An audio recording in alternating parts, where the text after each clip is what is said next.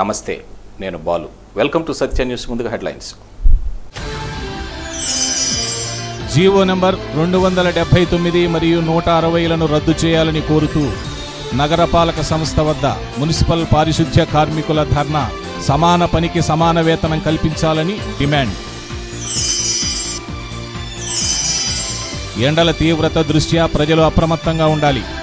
ఒంగోలు తహసీల్దార్ శశికుమార్ సూచన. అత్యంత భక్తి శ్రద్ధలతో హనుమత్ జయంతి వేడుకలు. ప్రసన్నాంజనేయునికి ప్రత్యేక పూజలు నిర్వహించిన భక్తులు.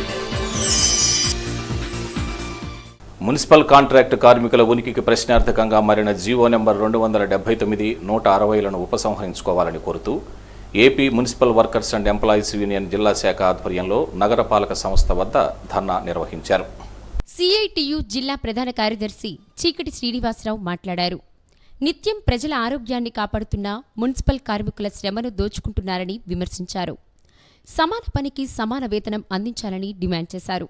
ఈ ధర్నా కార్యక్రమంలో మున్సిపల్ కార్మికుల యూనియన్ నాయకులు Kornepati Srinivasarao, K Mohan Rao, Ratnakumari, R Ramulu, CH Akkeswararao, John తదితరులు పాల్గొన్నారు.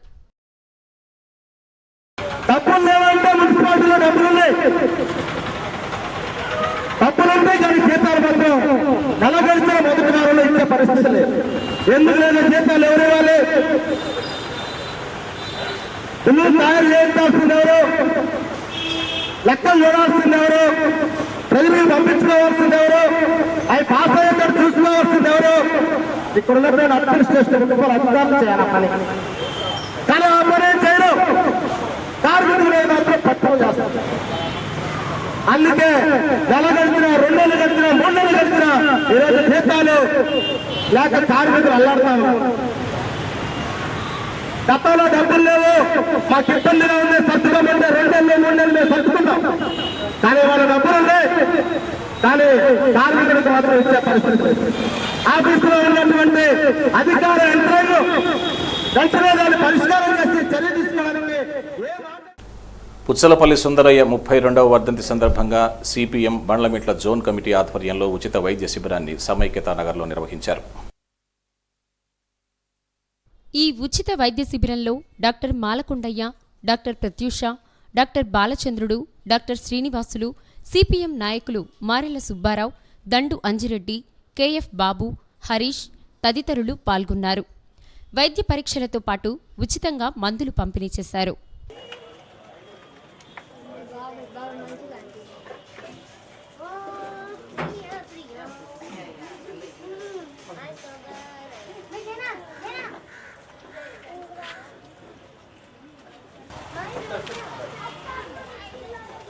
బరోనా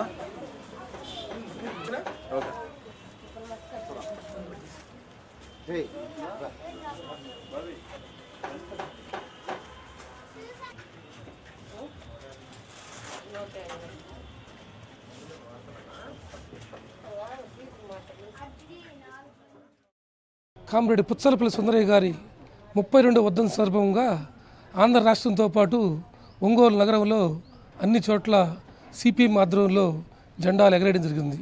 దాంతోపాటు పలు సేవా కార్యక్రమాలు కూడా ఒంగోలు నగరంలో జరుగుతూ ఉన్నాయి. దానిలో భాగంగా సిపిఎం బండ్లమిట్ల జోన్ కమిటీ ఆధ్వర్యంలో ఈరోజు సమైక్యతా నగర్ వరజడు కట్ట మీద ఉచిత వైద్య శిబిరాన్ని ప్రముఖ వైద్యులు డాక్టర్ రవీంద్రబాబు అబ్బూరి వారి ఆధ్వర్యంలో పేద ప్రజలకి వైద్య సేవలు అందించి రక్త పరీక్షలు, రకరకాల పరీక్షలు నిర్వహించి మందులు ఉచితంగా అందజేయడం జరుగుతుంది.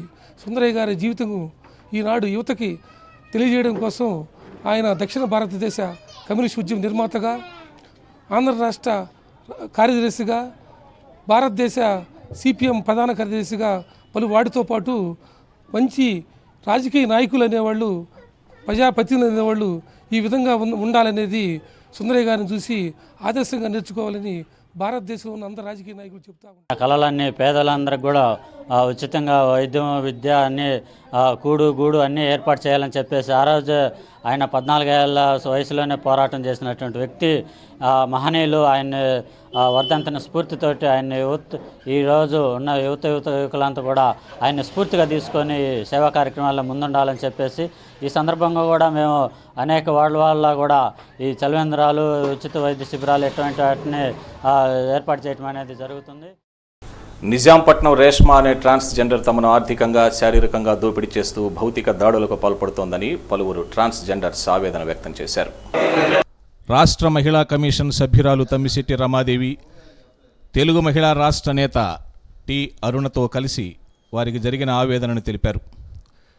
ప్రెస్ క్లబ్లో జరిగిన మీడియా సమావేశంలో వారు మాట్లాడుతూ ఒంగోలులో 150 మందికి పైగా ఉన్న ట్రాన్స్జెండర్స్ ఉపాధి కోసం రేష్మాను ఆశ్రయిస్తే వారి చేత వ్యభిచారం చేయిస్తూ, చేయకపోతే వేధించి భౌతిక దాడులకు పాల్పడుతోందని తెలిపారు. పలుమార్లు తమ సమస్యలపై అధికారులను కూడా కలిశామన్నారు. నిజాంపట్నం రేష్మ తన అనుచరులు సంధ్య, భాషారాణి, ఝాన్సీ తదితరులు ముఠా సభ్యులుగా ఏర్పడి తమపై దాడులు చేస్తున్నారని అన్నారు. తమకు న్యాయం చేయాలని వారు వేడుకుంటున్నారు. ఇప్పటి వరకు వీళ్ళకంటూ ఎంతసేపు వీళ్ళకి ఒక కమ్యూనిటీగా థర్డ్ జెండర్గా ఏర్పడిపోయి వీళ్ళు మొత్తం అంతా కూడా ఈ నాయకత్వాలు అనేవి ఏర్పడి సంపాదించే సంపాదనలంతా కూడా ఆ నాయకులకు ఇచ్చుకుంటా వీళ్ళు భిక్షాటం చేసుకుంటూ దుర్భరమైన జీవితాలు బ్రతుకుతున్నారు. చాలామంది ఆ నాయకులు మన కింద వీళ్ళు నలిగిపోతున్నారు.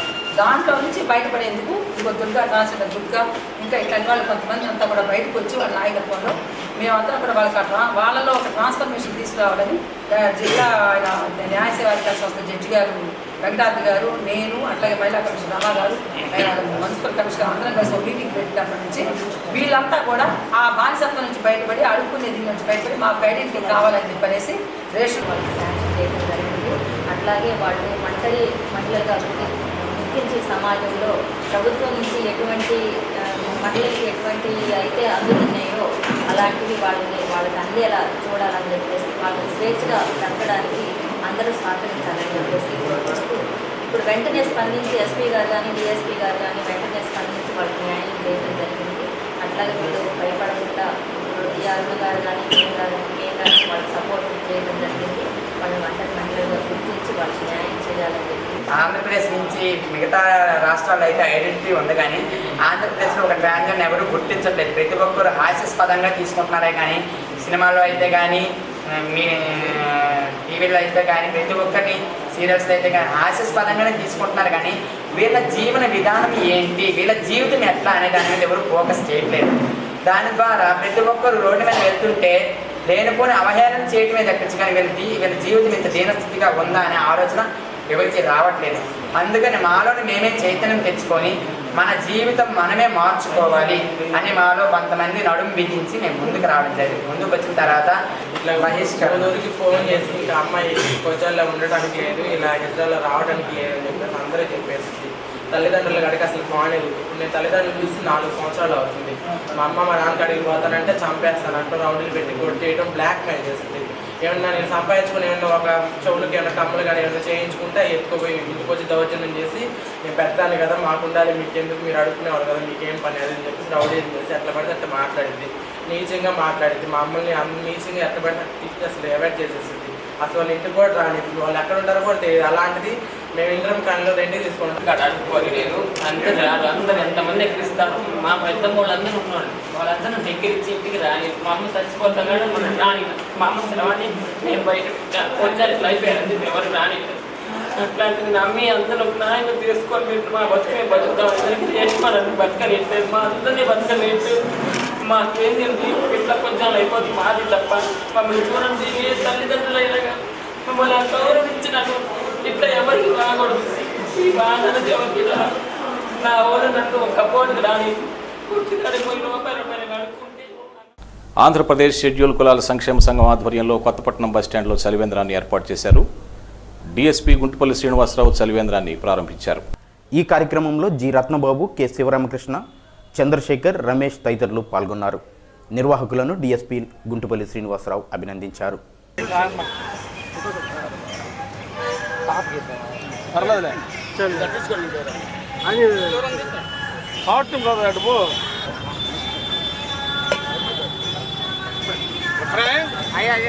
ఏదో ఓఆర్ఎస్ ప్యాకెట్లు ఎక్కడ పెట్టా లోన్కి ఇచ్చాను సార్ ఇక్కడే మనం నమ్ముకొని ఉంటాడని చెప్పేసి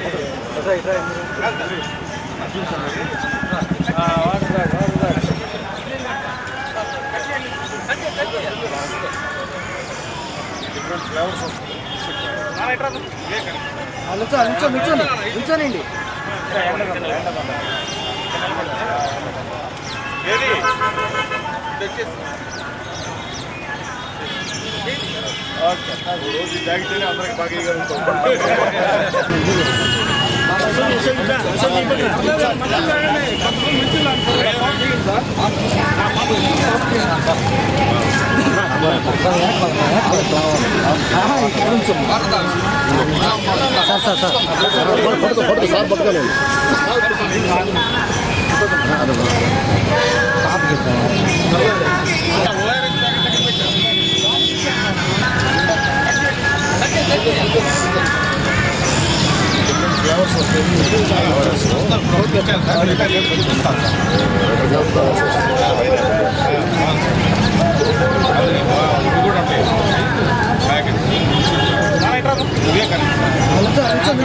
నిల్చోనండి ఏది ఇది వచ్చేసి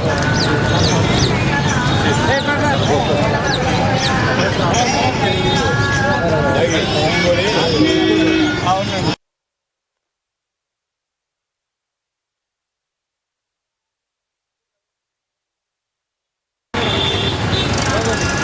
ఆంధ్రప్రదేశ్ షెడ్యూల్ కులాల సంక్షేమ సంఘం ఆధ్వర్యంలో ఒక చక్కని చలివేంద్రాన్ని ఏర్పాటు చేశారు. మరి ఇక్కడ ఈ కొత్తపట్నం బస్టాండ్లో చాలా జనసమూహం ఉంటుంది. ఇటువైపు తూర్పు ప్రాంతానికి కొత్తపట్నం వైపు వెళ్ళేటటువంటి గ్రామాల ప్రజలంతా కూడా ఇక్కడ బస్సుల కోసం ఆటోల కోసం వేచి ఉండటము, ఇక్కడ సరైన మంచినీటి వసతి లేకపోవటము, మరి ఇక్కడ ఈ యొక్క చలివేంద్రాన్ని ఏర్పాటు చేయడం ఎంతైనా అవసరం. ఇటువంటి అవసరాన్ని గ్రహించి మరి ప్రజలకి మంచినీటితో పాటుగా ఓఆర్ఎస్ ద్రావణాన్ని కూడా మరి గత 4 రోజుల నుంచి మనం గమనిస్తూ ఉన్నాం. 45-46 డిగ్రీల సెల్సియస్ వేడి నమోదవుతూ ఉంది ఉష్ణోగ్రత. మరి ఇటువంటి పరిస్థితుల్లో ఎండలోనే ఉండవసరం లేదు, నీడన ఉన్నా కూడా వడదెబ్బ తగిలేటటువంటి పరిస్థితుల్లో మరి చక్కని ఓఆర్ఎస్ ద్రావణాన్ని కూడా ఇక్కడ అందించడానికి వీలుగా ఓఆర్ఎస్ ప్యాకెట్లు కూడా అందుబాటులో పెట్టారు. మరి ఇటువంటి మంచి కార్యక్రమానికి ప్రజల యొక్క సంక్షేమం కోసం మన షెడ్యూల్ కులాల సంక్షేమ సంఘం యొక్క ప్రతినిధులందరూ కూడా ఉద్యోగస్తులైనటువంటి కేంద్ర రాష్ట్ర ప్రభుత్వ ఉద్యోగస్తులు మరియు ప్రభుత్వ రంగ సంస్థల ఉద్యోగస్తులు ఉన్నప్పటికీ మరి దీని బైలాస్ ప్రకారం మొట్టమొదటిగా pay back to the society అనే అంశము ప్రామాణికంగా మరి ఈ అసోసియేషన్ ఏర్పాటు చేయబడినది. మరి ఈ అసోసియేషన్ తన బాధ్యతను మరి షెడ్యూల్డ్ కులాల ప్రజలతో పాటు సామాన్య ప్రజలు, సమాజంలో ఉన్న సామాన్య ప్రజల సంక్షేమం కోసం కూడా పాటుపడుతుందన్న విషయాన్ని గుర్తు చేస్తున్నాను. మరి కురిచేడు గ్రామంలో పిఎస్సి దగ్గర చలివేంద్రం ఏర్పాటు చేయడం జరిగింది. మరి అన్నదాన కార్యక్రమాలు చేస్తూ ఉన్నాం. అలాగే మరి ఈరోజు ఒంగోలు పట్టణంలో 2014 సెప్టెంబర్లో జే పంగులూరు పోలీస్ స్టేషన్లో ప్రమాదవశాత్తు తుపాకీ పేలి మృతి చెందిన ఎస్ఐ కొల్లి విష్ణుగోపాల్ కుటుంబానికి 18 లక్షల రూపాయల ఎక్స్గ్రేషియా చెక్కును జిల్లా SP doctor CM Trivikrama Varma అందజేశారు. ఈ కార్యక్రమంలో విష్ణుగోపాల్ తల్లిదండ్రులు Vijayamma, Ramarao, P section superintendent Sasikumar, SP CC Sheikh Sandhani పాల్గొన్నారు. సత్యాన్యూస్లో ఇప్పుడు కొన్ని వాణిజ్య ప్రకటనలు. రోజురోజుకి పెరుగుతున్న ఎండలను దృష్టిలో ఉంచుకొని ప్రజలు అప్రమత్తంగా ఉండాలని ఒంగోలు మండల తహసీల్దార్ శశికుమార్ విజ్ఞప్తి చేశారు. అత్యవసర పనులు మినహాయించి మిగిలిన సమయాల్లో ప్రజలు బయటకు రావద్దని సూచించారు. మండల పరిధిలో ఏర్పాటు చేసిన చలివేంద్రాలను సద్వినియోగం చేసుకోవాలని ఒంగోలు మండల తహసీల్దార్ శశికుమార్ కోరారు. ఒంగోలు మండల ప్రజలకు తెలియపరిచేది ఏమనగా ఈ ఎండలు రోజురోజుకి తీవ్ర స్థాయిలో పెరుగుతూ ఉండటం వలన ప్రజలు అప్రమత్తమై ఉదయం 10 నుంచి సాయంత్రం 5 బయట తిరగకూడదని, అత్యవసరమైన పని ఉంటే ప్రికాషనరీ స్టెప్స్ తీసుకొని మాత్రమే బయటికి రావాలని, మరీ ముఖ్యంగా పిల్లలు, వృద్ధులు ఎక్కువ సమయం బయట తిరగకుండా ఇంట్లోనే గడిపేటట్టు చూసుకోవాల్సిందిగా, ఈ ఎండ తీవ్రతకి బయట తిరిగినచో వడదెబ్బ తగిలి తీవ్ర అస్వస్థకు గురయ్యి మరణం సంభవించే పరిస్థితి ఉంది. కాబట్టి ప్రజలు అప్రమత్తంగా ఉండాలని చెప్పేసి ఈ ముఖ్యంగా ఒంగోలు పట్టణంలో మరియు పరిసర గ్రామాలలో కూడా చలివేంద్రాలని ఉపయోగించటమైంది. చలివేంద్రాలని కూడా ఉపయోగించుకోవాలని తెలియపరచడమైంది. తీవ్ర అస్వస్థకు గురైనప్పుడు వెంటనే 108కి కానీ ఆ గ్రామంలో ఉండే ఏఎన్ఎంలకు కానీ తెలియపరిచినచో వారు సత్వర చర్యలు ప్రథమ చికిత్సలు చేస్తారు. తర్వాత అవసరమైతే వాళ్ళు అంబులెన్స్లో డాక్టర్ దగ్గరికి తరలించే ఇవి తీసుకుంటారు. కాబట్టి ప్రజలు కూడా ఏదైనా అస్వస్థకు గురైనప్పుడు వెంటనే దగ్గరలో ఉన్న ఏఎన్ఎంలకి లేకపోతే గ్రామంలో ఉండే పెద్దలకి తెలియపరచడంతో వాళ్ళు కూడా దీని గురించి చర్యలు తీసుకుంటారు. రోజు రోజుకి ఇంకా పెరుగుతాయని చెప్తున్నారు. కాబట్టి దీని మీద ప్రజలు అప్రమత్తంగా ఉండాలని చెప్పేసి హెచ్చరించడమైంది. దీనిపై కలెక్టర్ గారు కూడా సిటీ కేబుల్ వాటిల్లో కూడా స్క్రోలింగ్ ఇచ్చి ఉన్నారు. దాన్ని కూడా పరిగణలోకి తీసుకొని ప్రజలు అప్రమత్తంగా ఉండాలని చెప్పేసి తెలియపరుస్తున్నాం. ప్రపంచ క్యాండిల్ లైట్ మెమోరియల్ డే సందర్భంగా ఎయిడ్స్ మృతుల ఆత్మశాంతికి దీప స్మృత్యంజలి నిర్వహిస్తున్నామని జిల్లా వైద్య ఆరోగ్య శాఖ ఉప వైద్యాధికారి డాక్టర్ కె పద్మావతి తెలిపారు. హెచ్ఐవితో మృతి చెందిన వారి ఆత్మలకు శాంతి కలగాలని, వారి కుటుంబ సభ్యులకు ఆత్మస్థైర్యాన్ని ఇవ్వాలన్న సంకల్పంతో ఆదివారం సాయంత్రం దీప స్మృత్యంజలి ర్యాలీ నిర్వహిస్తున్నామని అన్నారు. ఎయిడ్స్తో మృతి చెందిన కుటుంబ సభ్యులు, స్వచ్ఛంద సేవా సంస్థలు, విద్యార్థులు ఈ కార్యక్రమంలో పాల్గొనాలని ఆమె తెలిపారు. ఆదివారం సాయంత్రం 6 గంటలకు బాపూజీ మార్కెట్ నుండి కలెక్టరేట్ వరకు ర్యాలీ నిర్వహిస్తున్నామని ఆమె తెలిపారు. ఈ సందర్భంగా స్వచ్ఛంద సంస్థల ప్రతినిధులతో సన్నాహక సమావేశాన్ని నిర్వహించారు. డాక్టర్ జోసెఫ్ తదితరులు ఈ సమావేశంలో పాల్గొన్నారు. చనిపోయినటువంటి వాళ్ళ మెమరీ కోసం మనము ఈ యొక్క క్యాండిల్ లైట్ డే అనేది మనం జరుపుతున్నాము. ఈ క్యాండిల్ లైట్ డే రోజు ఒక అవేర్నెస్ ప్రోగ్రామ్గా ఇది ఒక ర్యాలీ ఫాలోడ్ విత్ మీటింగ్ అనేది మన జిల్లాలో కండక్ట్ చేయాలని చెప్పేసి మేము ప్లాన్ చేశాము. మన యొక్క ఈ ఏపీ సాక్స్ తరపున మన జిల్లాలో పనిచేస్తున్నటువంటి డాప్క్యూ, తర్వాత మన ఇక్కడ అవుట్రీచ్ వర్కర్స్ అయితే ఏమి, ఎన్జిఓస్, ఏఆర్టీ సెంటర్లో ఉన్నటువంటి డాక్టర్స్ మరియు పబ్లిక్ అంతా కూడా ఈ యొక్క ప్రోగ్రాంలో పార్టిసిపేట్ చేసి మౌనంగా ఈ క్యాండిల్స్ తీసుకొని వాళ్ళ మెమరీ కోసం చనిపోయినటువంటి వాళ్ళని మనము స్మృత్యాంజలి అంటారు. అట్లా వాళ్ళని మననం చేసుకుంటూ మరలా ఈ విధంగా ఎవరు కూడా డెత్ కాకూడదు. మెడిసిన్ మనకి గవర్నమెంట్ ఆఫ్ ఇండియా మనకి ఫ్రీ ఆఫ్ కాస్ట్తో లైఫ్ లాంగ్ మనకి మెడిసిన్ ప్రొవైడ్ చేస్తూ ఉంది. కాబట్టి ఈ హెచ్ఐవి పాజిటివ్ బారిన పడినటువంటి ప్రతి ఒక్కరు కూడా ఈ గవర్నమెంట్ ప్రొవైడ్ చేసినటువంటి సర్వీసెస్ అన్నింటినీ, టెస్టింగ్ సెంటర్స్ ఉన్నాయి మనకి జిల్లా మొత్తం కూడా ఫ్రీ ఆఫ్ కాస్ట్తో జరుగుతుంది. అదేవిధంగా మెడిసిన్ కూడా మనము ఫ్రీ ఆఫ్ కాస్ట్తో లైఫ్ లాంగ్ ఇస్తున్నాము. అందరూ కూడా వివక్ష లేకుండా మరియు ఈ యొక్క హెచ్ఐవి వచ్చింది అని దాచుకోకుండా మళ్ళీ 10 మందికి తెలుస్తుందేమో, నన్ను ఐసోలేట్ చేస్తారేమో అనే ఒక భయంతో ఆ వ్యాధిని మనము బయటకి డాక్టర్స్ చెప్పుకోకుండా ఉన్నట్లయితే ఆ వ్యాధి ముదిరి చనిపోయే అవకాశం ఉంటుంది. కాబట్టి ఈ యొక్క వ్యాధి సూచనలు ఏదైనా ఉన్నప్పుడు, మనకు అనుమానం ఉన్నప్పుడు వెంటనే టెస్టింగ్ సెంటర్కి వెళ్ళి పరీక్షించుకోవడము, డాక్టర్స్ని కలిసి మెడిసిన్ తీసుకోవడం అనేది తప్పకుండా అందరూ ఉపయోగించుకోవాలి. ఈ యొక్క విషయాలు కూడా స్టిగ్మా ఉంటుంది కాబట్టి డాక్టర్స్ కానీ స్టాఫ్ కానీ ఎవరు కూడా ఎవరికి వాళ్ళ యొక్క పర్మిషన్ లేకుండా పీపీఏపీపీ పోస్టుల నియామకంలో బీసీ న్యాయవాదులకు అన్యాయం జరుగుతుందని న్యాయవాది పిట్టల లక్ష్మయ్య ఆరోపించారు. బీసీ న్యాయవాదుల సంఘం ఆవిర్భావ సభ ఏర్పాటు చేసినట్లు తెలియజేశారు. ఎంసీఏ భవన్లో జరిగిన విలేకరుల సమావేశంలో బీసీ న్యాయవాదులు ఉడత రవికుమార్, కె వెంకటేశ్వర్లు తదితరులు పాల్గొన్నారు. తగిన ప్రాధాన్యతగా వాళ్ళని నియమించకపోవడానికి కారణం వీళ్ళందరూ అసంఘటితంగా అయినందువలన, ఒకళ్ళ కోసం ఒకళ్ళు నిలబడినందువలన బీసీలు ఎవరిని సరిగ్గా అపాయింట్ చేయలేకపోవడం జరుగుతుంది. ఒక వర్గానికి సంబంధించిన వాళ్ళు అధికార పార్టీ వాళ్ళే నియమిపడుతున్నారు. దీనికి గాను ప్రకాశం జిల్లా ఉండే బీసీ న్యాయవాదులందరూ కూడా ఐక్యంగా ఏర్పడి 20/5/2017 తేదీన ఎంఏ హాల్లో ప్రకాశం జిల్లాలో న్యాయవాదులందరూ ఒక సంఘటితంగా ఏర్పడి వీళ్ళకు సంబంధించిన సమస్యల గురించి ఒక ఐక్యవేదిక ఏర్పాటు చేసుకోవాలని నిర్ణయించడమైంది.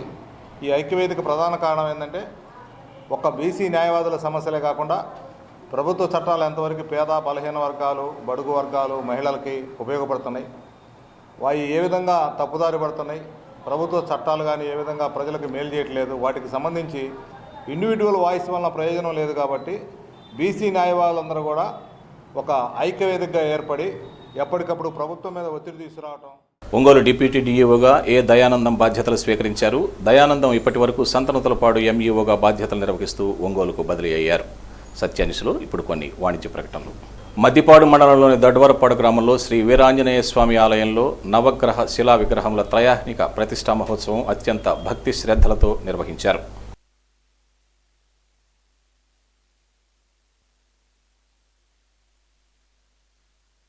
జ్యోతిష్య ఆగమ పండితులు గోనుగుంట బ్రహ్మానంద శర్మ శాస్త్రోక్తంగా ఈ కార్యక్రమాలు నిర్వహించారు. 21వ తేదీన జీవధ్వజస్తంభ కార్యక్రమం జరుగుతుందని, భక్తులు అధిక సంఖ్యలో హాజరు కావాలని మాజీ సర్పంచ్ గోరంట్ల చిరంజీవి విజ్ఞప్తి చేశారు. కార్యక్రమం ఇప్పుడు మనకు జరుగుతూ ఉంది. ఈ గురువులు కూడా లేకుండా మమ్మలను కాపాడవలసింది అనే ప్రార్థనంతరము మా గ్రామమునకు, మా మండలమునకు మావలసింది అనే ప్రార్థిస్తూ దీక్ష రక్షార్థ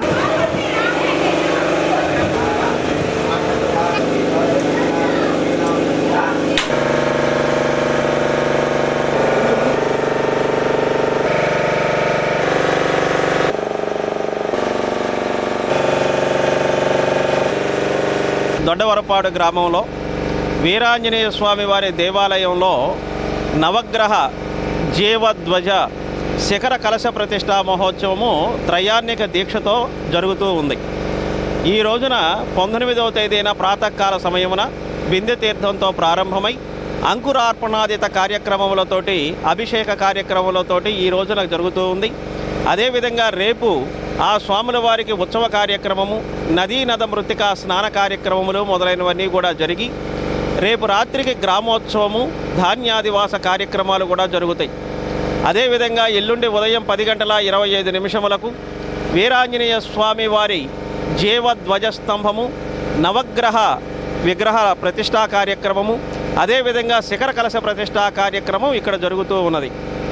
ఈ కార్యక్రమము 65 సంవత్సరాల పూర్తి గుడి నిర్మాణము గ్రామ పెద్దలు వెంకటేశ్వర్లు గారి ఆధ్వర్యంలో నిర్వహిస్తూ విగ్రహ ప్రతిష్ఠ కార్యక్రమం శ్రీ పాటిబళ్ళ కీర్తిశేషులు పాటిబళ్ళ చంద్రయ్య గారు వారి సతీమణి ఉదయలక్ష్మి గారులచే ప్రతిష్ఠింపబడి గ్రామంలో నిర్విరామముగా కార్యక్రమం నిర్వహించు ఈ గత సుమారు 60 సంవత్సరాల నుంచి జరుగుతున్న కార్యక్రమాలను గ్రామం కొంచెం అభివృద్ధి చేసే కార్యక్రమంలో మేము పాల్గొని గ్రామానికి అవసరమైన కళ్యాణ మండపం, గుడికి అవసరమైన ధ్వజస్తంభం దాని పాటిబళ్ళ వెంకటేశ్వర్ల గారి ఆధ్వర్యంలో నిర్మాణం జరిగి ఉంది.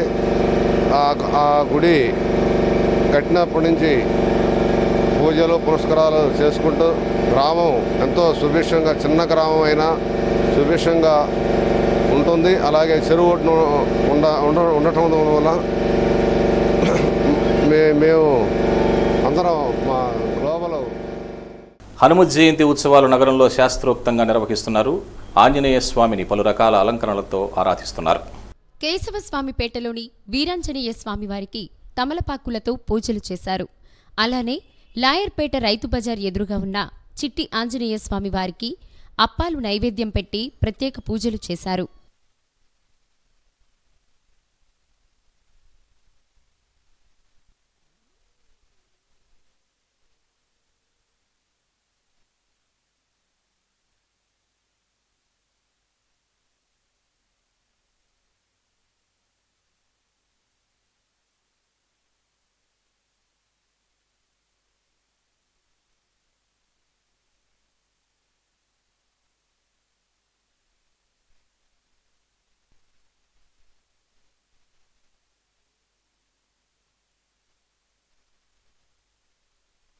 సత్య న్యూస్ ముగించబోయే ముందు ముఖ్యాంశాలు మరోసారి.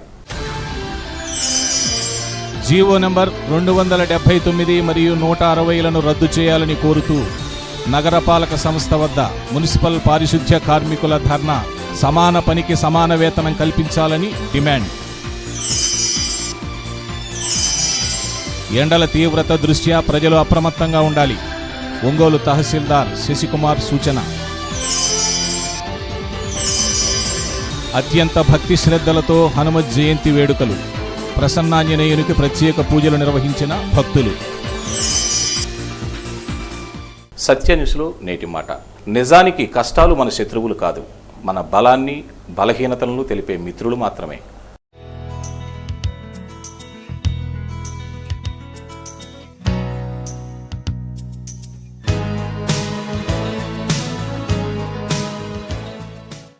సత్య న్యూస్ ఇంతటితో సమాప్తం. నమస్కారం.